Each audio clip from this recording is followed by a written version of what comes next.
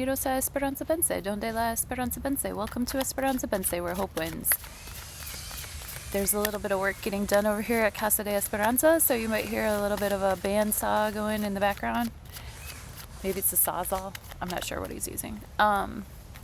We are going to pull our Quick Hits Tarot for today, the 6th of July, 2026. How was your 4th of July weekend if you celebrate 4th of July where you're from? Tell me where you're from and if you celebrated or if you noticed anything crazy going down, as I'm sure there was. I'm recording this ahead of time because my 4th of July weekend, I'm leaving room for happy parties and happy engagements. I've been asked to do a couple of things and my natural response is no, absolutely not. But we did pull the Hermit reverse yesterday in our Quick Hits Tarot reading. Check the playlist there. So in the spirit of trying to follow my own advice, I might get out of my hermit lifestyle and celebrate the United States of America 250th birthday. That's pretty young for a country, isn't it? I mean, you know? All right, we haven't gotten a jumper yet. Let's pray and play for the 6th of July, 2026.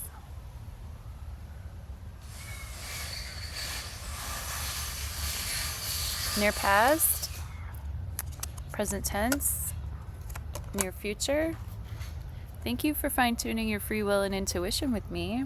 If you'd like a more personalized approach, please, please, please. It would be so fun if you'd hit the links. And then we'll talk about your personal astrology and we'll see what the cards want to say to you. 5 of Swords again. Okay, Page of Cups reversed. This could be someone reaching out or someone not reaching out because they might be a little bit nervous to show how they really feel. Page of Cups reversed could be a flirtation gone wrong. This could be us like having an unrequited love. This could be us wanting to start a new emotional situation and not knowing how to go about it. With the 10 of Wands reversed, I love this because we can lay down some sense of a burden. Sometimes we pick up jobs that don't belong to us, and sometimes we pick up burdens that don't belong to us, be this in our ancestral lineage, be this in our aura. In our aura, we pick up like garbage as we move along without our day, and the wands are things that we don't need to always carry on our own. We don't always have to have that heaviness on our back. Here with the 10 of Wands reverse, where you have an increased ability to delegate or an increased ability to decide what belongs to us, what doesn't, and pick up what we need to focus on and leave the rest for somebody else. 5 of Swords, speaking of leaving stuff, yeah, pick and choose your battles. You know, if you've been carrying those heavy 10s of Wands and you think it's your job to just sort of like enlighten people and spark people up, maybe you'll start to realize that certain people aren't worth arguing with, especially on an intellectual or a factual level. You might have the information and you might know what's right, but you don't need to prove it to anyone, and you're probably going to hang out with your people who don't need to prove it to anyone either. Those who think that they're right and those that think that they've won this round, let them, as they say, as the popular thing is to say nowadays. Ha! That's what I have for our Quick Hits Tarot for today. Stay tuned. In just a moment, we'll talk about the astrology, okay? Love you.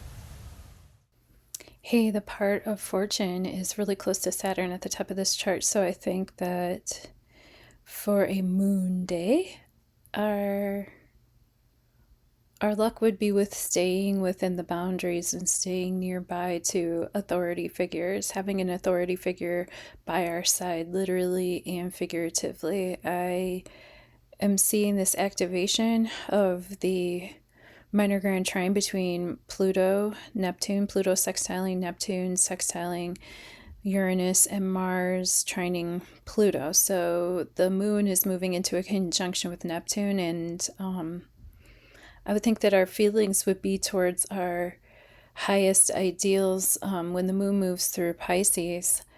It's definitely connecting us with our spiritual side. This is early in the morning. The moon will still be in the fullest degrees of Pisces. This chart's pulled for 6:45 in the morning every day. So by the time we watch this video, the moon will still be in Pisces, and Neptune is the planet that rules Pisces, and the moon is gathering information from dream time to bring to Neptune, who is in Aries, which sparks off the reality of things. Pluto in a trine to Uranus and Mars, just having activated that Mars-Uranus conjunction right around 2 a.m. Central Standard Time on the 4th of July, 2026. The Sun in Cancer here at 14 degrees, squaring off with the midheaven, the part of Fortune, and Saturn. And Sun square Saturn is definitely, like I said, like your best bet is going to be to stay within the lines, to color within the lines, and to have an authority figure on your side. Because there's also a square with Black Moon Lilith, who brings up like darker fears, darker energies, the Sun opposing Black Moon Lilith, the Sun in the sign of the Cancerian sign of what's close to my chest, what do I keep dear to me, what do I keep just with my friends and family, and then what are my greater fears about stepping out into this Capricornian, like be seen, climb, be a social climber, let people see you. In terms of having like titles, you know what I mean? Like, what are your fears surrounding like your daily work towards having some sort of title? Capricorn is by sign trining Virgo aspects, so letting go with this Virgo at 0 degrees. It's a critical degree, anaretic degree for the South Node before moving into Leo. What are our fears of? What are some fears that we can let go of? And there could be surprising revelations, Gemini, in terms of how we can actively mentally shift our mind just slightly and receive great outcomes and great blessings. The moon is also moving into a trine with Jupiter here. Moon-Jupiter trine can really amplify the moon's need to actively to move actively on emotions, but the ask with all of this Gemini action would be to take the information, no matter how surprising this information is, because that minor grand trine is all pointing at Mars and Uranus, and the ask of that minor grand trine is to activate our mental capabilities to be able to accept a lot mentally and not have to act on it emotionally. Venus is squaring off with Algol. There could be females out in the spotlight, female celebrities that could be being decapitated, really, literally or figuratively.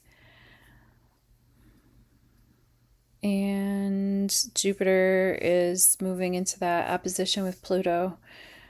Sort of, Jupiter is the hype man of the zodiac, so if he's hyping Pluto, he's hyping death, rebirth processes, maybe even ritualistic kind of people are becoming like maybe more aware. It might be amplifying people's ability to connect with one another in the vibes of understanding the sacrificial death rebirth process that happens on a wider scale by a few individuals who are kind of like kings and queens in our society. I can think of a certain couple, actually. And actually, Donnie Lim, I think, wrote an article about them. And I got to go check that out because I think that that is definitely very prevalent in this chart here. So I'll recommend all of us to go and read that. Happy Moon Day. Let me know the aspects that I missed for today. I like to know that other astrologers are on top of it. Love you. Bye.